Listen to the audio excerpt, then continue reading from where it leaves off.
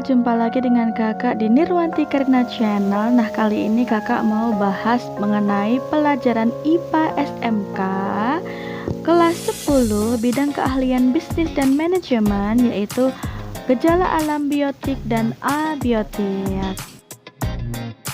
Kita mulai dengan bagian A, yaitu gejala alam biotik. Nah, yang dibahas nanti adalah 1. Ciri-ciri makhluk hidup, 2. Keanekaragaman makhluk hidup, 3. Klasifikasi makhluk hidup, 4. Manfaat makhluk hidup bagi manusia, 5. Pengaruh manusia terhadap keanekaragaman makhluk hidup. Dalam kehidupan sehari-hari, kita menemukan ada benda mati dan makhluk hidup. Nah, khusus untuk makhluk hidup ini punya ciri-ciri, yaitu makhluk hidup membutuhkan nutrisi. Semua makhluk hidup membutuhkan nutrisi untuk menghasilkan energi. Selain itu, nutrisi dibutuhkan juga oleh makhluk hidup untuk tumbuh dan melakukan pergantian sel-sel yang rusak. Berdasarkan cara memperoleh makanannya, makhluk hidup dibagi menjadi 2, yaitu organisme autotrof dan organisme heterotrof. Organisme autotrof adalah organisme yang membentuk molekul organik dari molekul anorganik yang ada di lingkungan sekitarnya. Contohnya adalah tumbuhan. Tumbuhan membuat bahan makanannya melalui proses fotosintesis, dan organisme ini berperan sebagai produsen dalam suatu ekosistem.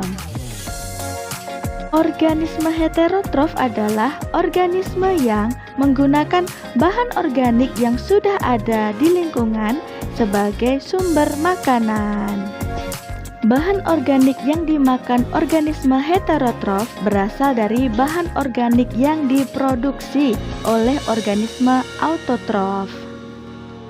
Contoh dari organisme heterotrof adalah manusia, hewan, jamur, bakteri, dan protista. Berdasarkan cara memperoleh makanannya, organisme heterotrof dibedakan menjadi herbivor, karnivor, omnivor, organisme saprofit, dan organisme parasit.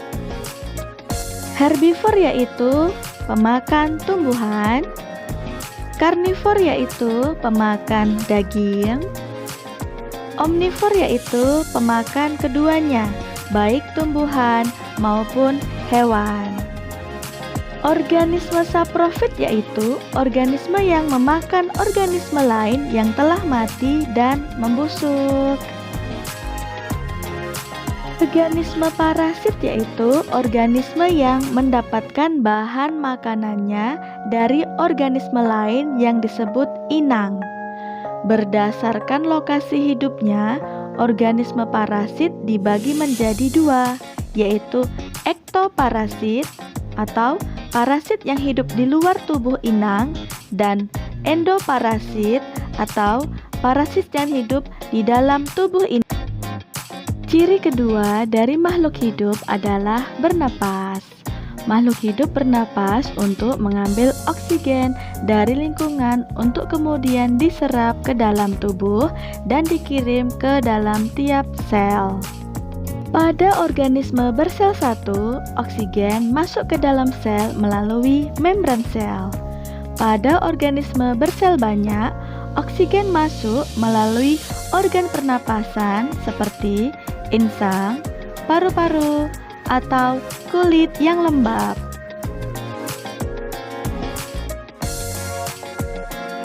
Pada tumbuhan, pertukaran gas terjadi di daun melalui stomata, pada batang melalui lentisel, sedangkan pada akar melalui oksigen terlarut yang ada di air.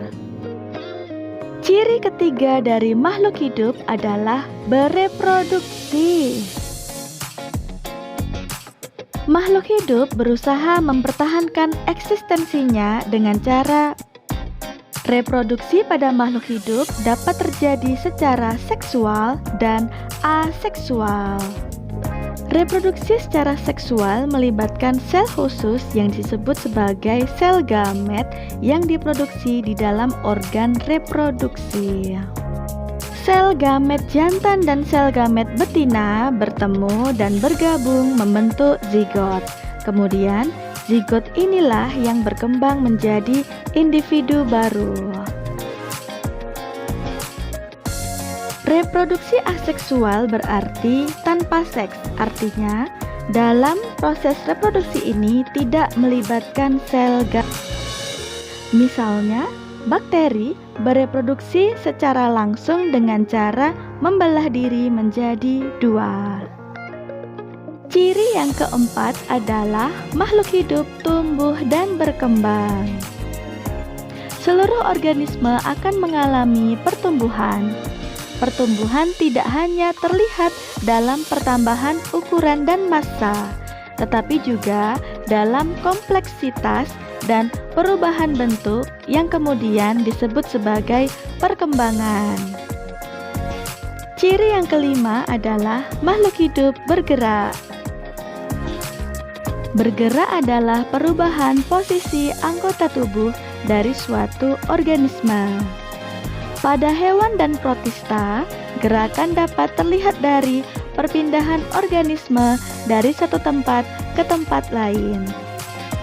Gerakan pada tumbuhan tidak memperlihatkan perpindahan tempat.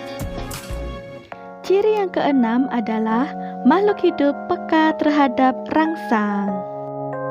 Kepekaan terhadap rangsang adalah kemampuan makhluk hidup untuk merespon terhadap stimulus. Walaupun tidak dapat berpindah tempat, tumbuhan mampu menggerakkan bagian tubuhnya untuk merespon terhadap stimulus. Ciri yang ketujuh adalah makhluk hidup mengeluarkan zat sisa atau ekskresi. Zat sisa metabolisme pada tubuh makhluk hidup harus dikeluarkan karena jika tidak dikeluarkan dapat berbahaya bagi tubuh makhluk hidup. Jangan lupa klik subscribe untuk mendapatkan update video-video selanjutnya. Kita akan membahas keanekaragaman makhluk hidup di video berikutnya. Terima kasih.